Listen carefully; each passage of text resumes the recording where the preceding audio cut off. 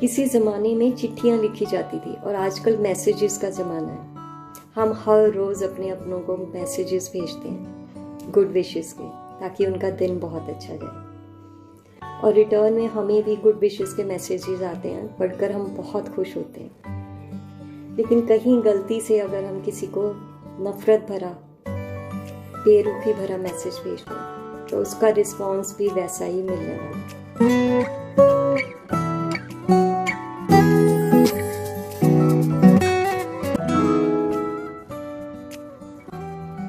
Hello friends, welcome to a beautiful life with Babita Krishna. क्या आप जानते हैं कि हम भी हर रोज़ एक मैसेज अपने आप को लिखते हैं जिसे वापस हमें ही पढ़ना है। वो मैसेज है हमारे कर्मों का मैसेज।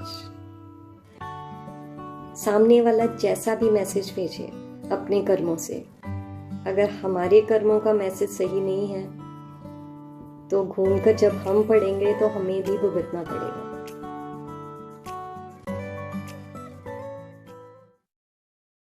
एक शख्स थे मिस्टर उपाध्याय, जो हाल ही में आईजी के पद से रिटायर हुए थे। सारी जिंदगी कैदियों को सजा देते देते उनके स्वभाव में अजीब सी स्ट्रिक्टनेस आ गई थी, लेकिन वो दिल के बहुत अच्छे थे और उन्होंने अपनी जिंदगी का बाकी बचा हुआ समय उन लोगों को देने का फैसला किया जो समाज से कटे हुए हैं। वो अक्सर अनाथ आश्रम और वृद्धाश्रम जैसी जगह पर जाके वहां के रेजिडेंट से मिलते और उनका दुख दर्द साझा करते थे, उनकी जरूरतें पूरी करते थे।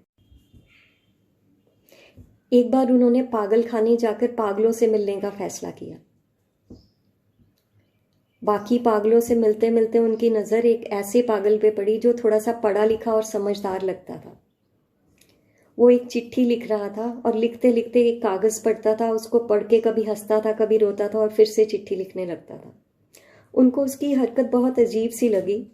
काफ़ी देर तक उसे ऑब्जर्व करते रहे। फिर उन्होंने उससे पूछ ही लिया, आप ये क्या कर रहे हैं? पागल ने उनकी तरफ देखा और उनसे कहा, आप पागल हैं, आपको दिखाई नहीं देता चिट्ठी लिख रहा हूं। मिस्टर उपाध्याय ने उससे फिर पूछा, आप ये चिट्ठी किसको लिख रहे हैं?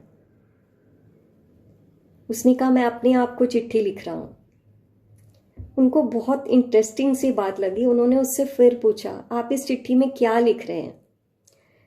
पागल बोला, अरे आप तो बिल्कुल पागल हैं, अभी तो चिट्ठी लिखी जा रही है, जब पूरी होगी, पोस्ट होगी, वापस मेरे तक आएगी, इसको पढ़ूंगा तभी तो पता चलेगा कि इसमें क्या लिखा है। कहते कहते वो पागल रो पड़ा। उन्होंने उससे पूछा, आप रो क्यों रहे हैं? पागल ने अपने हाथ में लिखे हुए कागज को देखा और कहा, मैं हर बार एक चिट्ठी लिखता हूँ। जब भी वो चिट्ठी पूरी होकर मेरे पास पोस्ट होकर आती है तो मुझे पता लगता है कि उस चिट्ठी में बहुत गलतियां रह। हर बार एक नई चिट्ठी लिखता हूँ ये सोचकर कि इस बार कोई गलती नहीं होगी, लेकिन हर बार बहुत सी गलतियां रह जाती हैं और फिर से एक नई चिट्ठी लिखनी पड़ती है। पता नहीं ऐसी चिट्ठी कब लिखूंगा जिसके बाद फिर कभी कोई चिट्ठी ना लिखनी पड़े।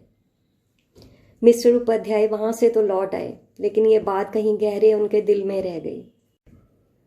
वो पागल अनजाने में उन्हें उनकी जिंदगी का सबसे बड़ा सबक दे गया था। वो समझ गए थे कि हर रोज उनकी जिंदगी में भी एक चिट्ठी लिखी जा रही है जो वो अपने कर्मों से लिख रहे हैं, और उनकी जिंदगी में होने वाली घटनाएं, आने वाले लोग, वो सब किसी पुरानी लिखी चिट्ठी का फल है। उस दिन से मिस्टर उपाध्याय बदल गए। उन्होंने अपने भीतर छुपी सारी बुरी आदतों को छोड़ने का फैसला कर लिया। उन्होंने फैसला किया कि अब तक जो भी चिट्ठी जैसी भी लिखी गई, लेकिन आगे की चिट्ठी ऐसी लिखेंगे जिसमें कोई गलती ना हो। जिंदगी में होने वाली घटनाओं और मिलने वाले लोगों के एक्शन और रिएक्शन पे उनका शायद कोई बस ना हो, लेकिन उनके खुद के रिएक्शन उनके अपने हाथ में हैं। अपने कर्मों से वो अब ऐसी एक चिट्ठी लिखेंगे, अपने रिएक्शन उनके हमेशा ऐसे रहेंगे जिससे किसी को कोई तकलीफ ना हो, ताकि जब ये चिट्ठी घूम कर वापस उन तक आए तो उन्हें दोबारा कोई तकलीफ ना हो। और मुमकिन है कि एक दिन इस चिट्ठी लिखने से भी मुक्ति मिल जाए। जी हाँ फ्रेंड्स, यही हम सबकी ज़िंदगी का भी सच है।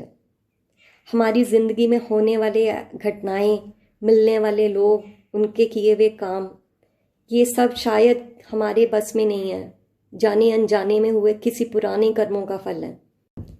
लेकिन आज हम जो भी कर रहे हैं, जैसा भी रिएक्शन दे रहे हैं, वो सब हमारे कर्मों की चिट्ठी में लिखा जा रहा है। तो क्यों ना हम अपने कर्मों की चिट्ठी सबसे बेहतर लिखें।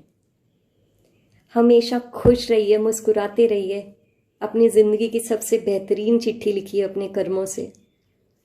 Stay blessed. Thank you.